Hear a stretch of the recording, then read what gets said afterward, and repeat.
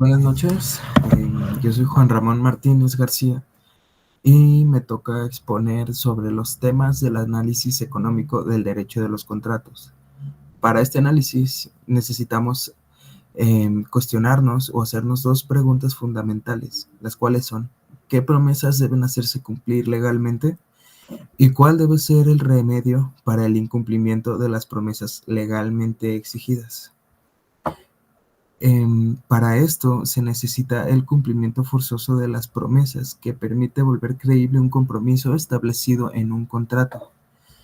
Esto se puede hacer cumplir, o las promesas pueden ser legalmente exigibles por medio de los tribunales, lo cual conduce al desempeño óptimo y la confianza con costos de transacción muy bajos, maximizando el valor esperado de la cooperación mutua.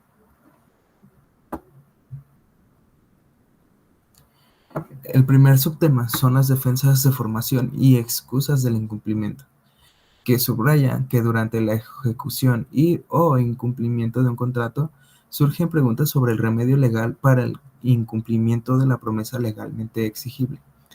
Las obligaciones contractuales, que se dividen en reglas de omisión y regulaciones, utilizadas para llenar lagunas en contratos y establecer términos contractuales respectivamente. Se aplican también defensas de formación cuando las partes argumentan que no se formó un contrato entre ellas. Las excusas de incumplimiento se utilizan cuando las circunstancias excepcionales impiden el incumplimiento. El segundo subtema es la competencia e incompetencia en las relaciones contractuales, porque también existe la competencia en los contratos, en donde las personas deben ser competentes para formar un contrato, es decir, que sean íntegras, que sean 100% conscientes, lo que significa que deben tener preferencias estables para tomar decisiones racionales. También existe la incompetencia en contratos, que resalta cuando ciertas personas, como niños enfermos mentales y algunos adultos con capacidades mentales, son considerados legalmente incompetentes en asuntos contractuales. La ley protege a estas personas y asigna la responsabilidad de su protección a personas competentes con las que tratan. También existe la coacción en contratos, que se diferencia entre demandas legales, amenazas ilegales en las negociaciones contractuales. Se subraya que las demandas en las negociaciones son legales, ya que ambas partes, por lo general, buscan proteger sus intereses y cooperar para crear valor. Además, se destaca que las amenazas ilegales, como la coacción, son legalmente exigibles. Existen situaciones especiales en el mundo de los contratos, como la necesidad, que se refiere a situaciones en las que un promitente realiza una promesa bajo una restricción terrible impuesta por alguien diferente al receptor de la promesa. La ley es la que ajusta la remuneración, considerando la gravedad de la necesidad. Existe también la imposibilidad, en donde se tiene que examinar qué es lo que va a suceder cuando una contingencia imprevista impide o imposibilita el incumplimiento o el cumplimiento de una promesa contractual. Esta doctrina analiza que debe asumir la responsabilidad en tales casos. La coacción también es una situación especial en el mundo de los contratos, que distingue entre amenazas legales y amenazas ilegales durante el proceso de negociación de los contratos. Las demandas en las negociaciones se consideran legales, porque, como dijimos en la diapositiva anterior, ambas partes buscan proteger sus intereses para crear valor. Sin embargo, existen también amenazas ilegales, como la coacción, que son también legalmente exigibles. Información y divulgación en contratos privados. En un contrato puede haber información productiva y redistributiva, que es un bien especial que debe incluir el contrato, ya que se descubre y se transmite. Se enfatiza la importancia de asignar eficientemente los contratos basados en información productiva y redistributiva. Los contratos basados en información productiva, especialmente cuando se ha invertido tiempo y dinero en ellos, para su obtención, generalmente tienen que hacerse cumplir. Los contratos que contienen información mixta, productiva y redistributiva también suelen hacerse cumplir. Los contratos basados en información puramente redistributiva o adquirida fortuitamente no deberían necesariamente hacerse cumplir. Es importante también hablar sobre la revelación de información de seguridad, ya que se tiene la obligación de hacer saber en un contrato información de seguridad importante. Durante la negociación de contratos también tiene que enfatizarse la información de seguridad que puede prevenir daños futuros.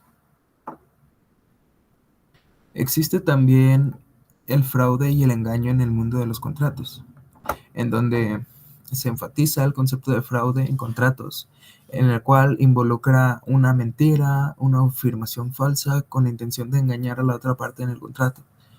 Cuando se demuestra que ha ocurrido fraude, la parte afectada tiene derecho a buscar compensación por los daños sufridos. Otra forma de fraude puede ser, o engaño, puede ser una promesa vaga o imprecisa, en donde a menudo se hacen promesas que contienen términos ambiguos, pueden ser difíciles de aplicar legalmente. Se plantea la cuestión de si los tribunales deben esforzarse por dar un significado preciso a estos términos o rechazar su aplicabilidad. Los tribunales deben hacer cumplir estas promesas en la medida en que las partes deseaban que fueran exigibles cuando las hicieron, aunque determinar esas intenciones también puede ser un desafío. Hay regulaciones sobre la divulgación de información, porque, bueno, la implementación de regulaciones en diferentes contextos de contratos que exigen la divulgación de información incluye contratos de préstamos, reparaciones de automóviles, propiedades con defectos y etiquetado de ingredientes en alimentos. Estas regulaciones buscan mejorar la transparencia en las transacciones y proteger a los consumidores, a pesar de que su cumplimiento puede ser costoso. Existen también las regulaciones y monopolio en el ámbito contractual. Las regulaciones en contratos influyen en la formación y ejecución de contratos. Estas regulaciones buscan mejorar la transparencia en las transacciones y proteger a los consumidores, a pesar de posibles costos asociados. Monopolios y los impactos del monopolio. Bueno, el monopolio es cuando hay un solo vendedor que controla un producto sin sustitutos cercanos y que puede influir en la eficiencia y justicia de los contratos. Estos monopolios tienen la capacidad de fijar precios y términos en su beneficio, lo que se considera ineficiente desde una perspectiva económica.